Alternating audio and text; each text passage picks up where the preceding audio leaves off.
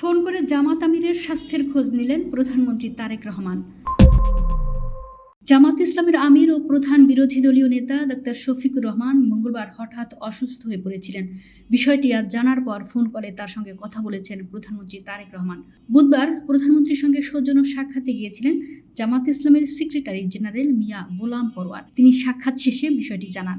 মিয়া গোলাম পরোয়ার বলেন, উনি প্রধানমন্ত্রী আমাদের সম্মানিত আমির ডাক্তার শফিকুর রহমানের সাময়িক অসুস্থতার খবর পেয়ে কুশল জিজ্ঞেস করলেন এবং ফোনে আলাপ করার আগ্রহ ব্যক্ত করে সঙ্গে সঙ্গেই আমার টেলিফোনে তিনি আমিরে জামাতের সঙ্গে কুশল বিনিময় করলেন। পরস্পর কুশল বিনিময় সালাম বিনিময় হলো।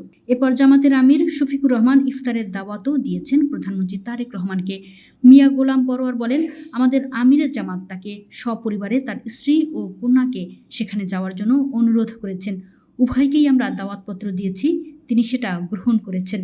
এর আগে গত মঙ্গলবার রাজধানীর শেওড়াপাড়া এলাকায় কাফরুল পশ্চিম থানার উদ্যোগে আলোচনা সভা ও ইফতার মাহফিলে যাওয়ার কথা ছিল জামাতের আমির শফিকুর রহমানের। তবে যাত্রা পথে হঠাৎই অসুস্থ হয়ে পড়েন তিনি।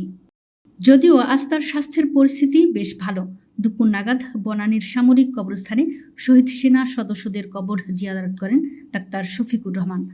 উল্লেখ্য, প্রধানমন্ত্রী তারেক রহমানকে সপরিবারে আগামী ২৮ ফেব্রুয়ারি আয়োজিত এক ইফতার অনুষ্ঠানে যোগদানের জন্য আমন্ত্রণ জানিয়েছে বাংলাদেশ জামাতে ইসলামী। বুধবার সকালে জামাতের একটি প্রতিনিধি দল সচিবালয়ে প্রধানমন্ত্রীর সঙ্গে সাক্ষাৎ করে এই আমন্ত্রণপত্র হস্তান্তর করেন। জামাতের সেক্রেটারি জেনারেল মিয়া গোলাম পরোয়ার গণমাধ্যমকে নিশ্চিত করেছেন, প্রধানমন্ত্রী অত্যন্ত আন্তরিকতার সঙ্গে তাদের এই দাওয়াত গ্রহণ করেছেন। সরকার গঠনের পর প্রধানমন্ত্রীর সঙ্গে জামাত নেতাদের এটি প্রথম আনুষ্ঠানিক সৌজন্য সাক্ষাৎ, যেখানে উভয় পক্ষের মধ্যে সৌহার্দ্যপূর্ণ পরিবেশে শুভেচ্ছা বিনিময় সম্পন্ন হয়। সাক্ষাৎকার চলাকালে প্রধানমন্ত্রী তারেক রহমান মুঠোফোনের মাধ্যমে বিরোধী দলীয় নেতা ও জামাতে ইসলামের আমিরের শারীরিক অবস্থার খোঁজখবর নেন।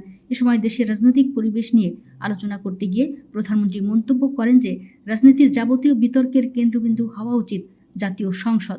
তার এই বক্তব্যের প্রতি সমর্থন জানিয়ে জামাত নেতারা উল্লেখ করেন যে গণতান্ত্রিক ব্যবস্থায় রাজপথে নিয়মতান্ত্রিক আন্দোলন হতেই পারে, তবে অতীতে রাজনীতিতে যেসব নেতিবাচক চর্চা দেখা গেছে তার পুনরাবৃত্তি যেন আর না হয়।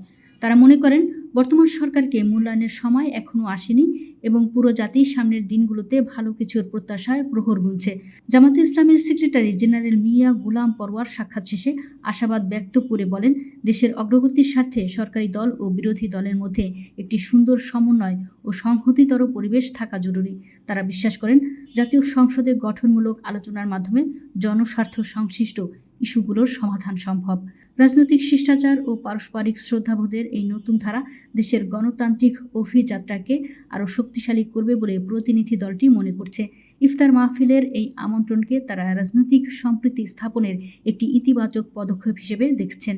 উক্ত সৌজন্য সাক্ষাতে জামাত নেতারা বর্তমান প্রশাসনের বিভিন্ন উন্নয়নমূলক কর্মকাণ্ড ও জননিরাপত্তা নিশ্চিত করার বিষয়েও আলোকপাত করেন।